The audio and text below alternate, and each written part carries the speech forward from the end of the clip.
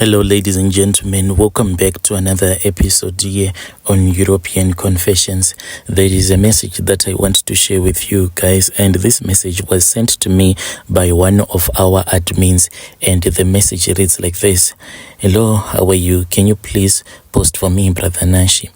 I just wish that the next ruling party is going to sort out this whole mess so that us as the youth will never be in a desperate situation, because currently what is happening is that the girl child of our country, whenever you get desperate, you will end up throwing yourself into the hands of men that are truly dangerous. And this is what happened to me. So my brother, I could not actually write like my matric for the first time. This was because of teenage pregnancy. At home, things were really terrible. My father is a man who does not care at all about us as his own children. Even the money that he earns, we stayed for a very long time. My mom, without her ever knowing how much my father was getting paid. My father used to work at this other slaughterhouse whereby they were making beef and stuff like that, and my father used to work like 24/7, and at the end of the month, when other people would be coming home with a lot of groceries, my father would come back home without having anything. He was always drunk. Life became so hard in our home, so much that we could actually spend a week just surviving on pap and archer. Like in the morning, that was what we would eat, and in the evening as well, that is what we would eat. But our father, he was working as a driver, and life was very difficult. So what I ended up doing, Brother Nash, is that I then started dating this other guy. We were from the same school. At least he was able to provide for me. But the way that he was providing for me, it was not a good way. They would regularly go out into town, and then they would mug people, steal their phones. But at least he was a survivor. He was trying to feed his own small family, and he was feeding me as well. So I started staying at his place most of the times, and that is how I ended up falling pregnant. And when I fell pregnant, he saw that the responsibility was now too much for him. He then started giving me a lot of stories, and I found out that he was now dating with another girl who was from the same school. I was totally heartbroken, and I could not even complete my education because of him. I only completed my education. This was way after, when I found out that it is far much better for me to start going to school again. But at that time, when I was heartbroken, my brother, one night I was truly hungry. I didn't know what to do anymore. Then I approached this other guy who was in the area. He was a new guy in the area, always smart and always dressed properly. I then started speaking with him because he had asked for my numbers, and he had spoken with me once, and I had ignored him because I had told myself that as desperate as I am, I don't think that I need to date a guy that is not South African. But on that night, it was such a desperate night. I spoke with him, and he then said that if I was willing, I should come and see him at his place. Mind you, at this time, my brother, when I did this thing, my baby was only 2 months old.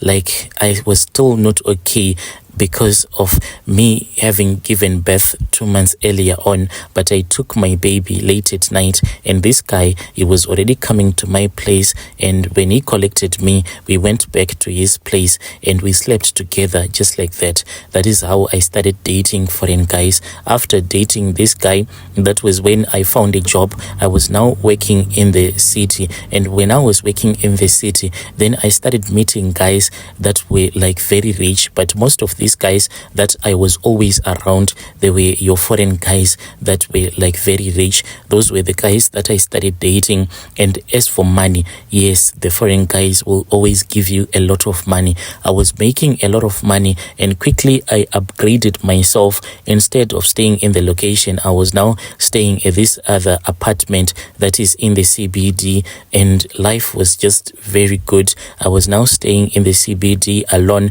and regularly over the weekends I would go back to my mom so that I can see my kids. It then happened that, Brother Nashi, I met a man that I do not want to mention the country from where he comes from, but what this man did to me, I feel so much degraded with the things that he ended up doing to me. So this guy, he had a saloon as well as a small restaurant. This guy, when I met him, I can say that his life was like above, like, you would not expect a man who was living a high standard of life like that, just out of a saloon and a small restaurant. Like this small saloon as well as that small restaurant, it was like in downtown, and I didn't know how he was making so much money, but the man was always loaded.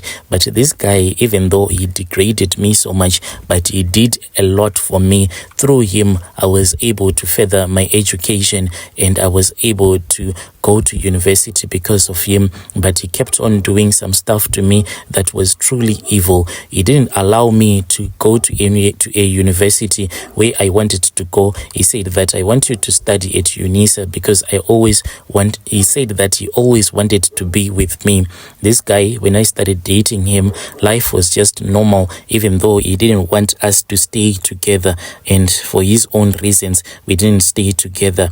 With time, he then started complaining and saying that his business was not working out like the way that it used to work out. I thought that maybe he was just complaining since I was now like having that opportunity to go to university. But with time, I saw that this guy, what he was saying, it was the truth. This was when one of his cars was taken. It was repossessed by the bank. I then found out that this guy, he was in deep trouble. I don't know at that time if this was the time when he went out to do the rituals, but the next time that I was with him, he started suggesting for us to have like sex in weird positions. Sometimes in the house, he would actually make me to perform weird sexual acts with him that were truly weird. Sometimes when we would be sleeping together, he would actually like remove his manhood before he could produce, and he would say, let us sleep. And when I would wake up in the middle of the night,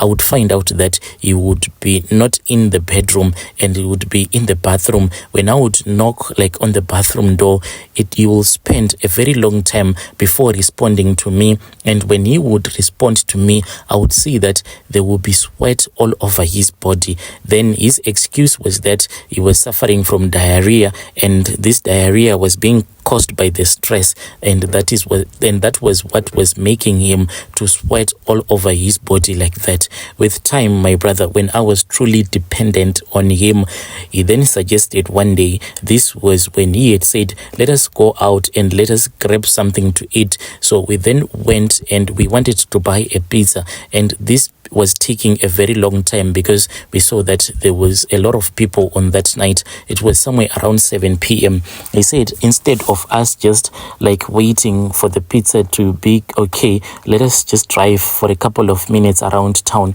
By the time that we would come back, maybe it would be ready already. So we then went out and he started driving just around town. So at the edge of town, there is this other cemetery. When we were passing through that cemetery, that was when he said that he wanted us to sleep together in the cemetery one day. So he just said that, and as he was joking, he was driving past that graveyard, and I didn't respond to him because I didn't think that I had him properly at that time.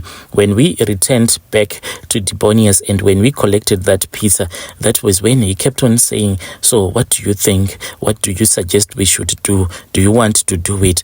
My brother, at that time, I was desperately dependent on him. Anything that I was going to if I was going to refuse, then it meant that this guy, he was going to abandon me and he was going to abandon my mother, since he was like taking care of my mom. So I agreed. As strange as it sounds, I agreed, my brother. We then planned the night when we were supposed to go out and sleep together in the graveyard. And this we did, my brother. It was almost in the middle of the night. When we drove out of his apartment, I was even scared because we didn't didn't even meet a single car. The only car that like drove past us, it was just a police van. It was quiet, my brother. No cars were going around. People were no longer walking around. That was when we went into that graveyard. Then we drove into that graveyard. His lights were switched off. Once he started driving into the graveyard, he then switched off his lights and he parked his car. After he had parked his car, he started touching me and he said, "Come, let us go to the back of the car." We were sitting at the back of his car. This guy at that time, he was driving an Audi Q3, so there is space at the back. So that is when we started making out. Just when we were about to make out, he said, "Come, let us get out of the car because I am feeling really hot." I tried to refuse, but you know, when a man is taking care of you, he is that level of manipulation whereby you end up becoming more like a slave to him. He was controlling my mind at that time because of the financial benefits that my family was getting from this man. So my brother, quietly, I then climbed out of the car. I wanted to cry, but I kept on telling myself that you need to do this for your child. You need to do this for your child. You are almost there. You are almost there. You are dependent on this guy. We then got out of the car, and this guy, he made me to bend over whilst I was like on the bonnet of his car, and he started sleeping with me like that. After we had slept together, he said, "No, don't wipe yourself. You will wipe yourself when you are at home." And my brother, this guy, he then said, "Just wear your bra. I want to see you like this." And that is how much this guy degraded me. We drove from the graveyard and he was fully dressed and I was just wearing a bra, nothing else. When we got at home, he then locked himself in the bathroom. I had to wait for more than 30 minutes just waiting for him because like the drying towel, it was there in the bathroom, the one that I used whenever we would have made love. So I didn't know what to do. I was just like standing there waiting for him and asking myself a lot of questions. By the time that he got out of the bathroom, I was just sitting down and I wanted to cry, but I tried as much as I could so that I could be strong. He then came out of the bathroom and he said, "It's your turn, get in there." Without showing me any love, he just opened the door and he went straight into the bedroom. And by the time that I had finished bathing myself, I found him fast asleep.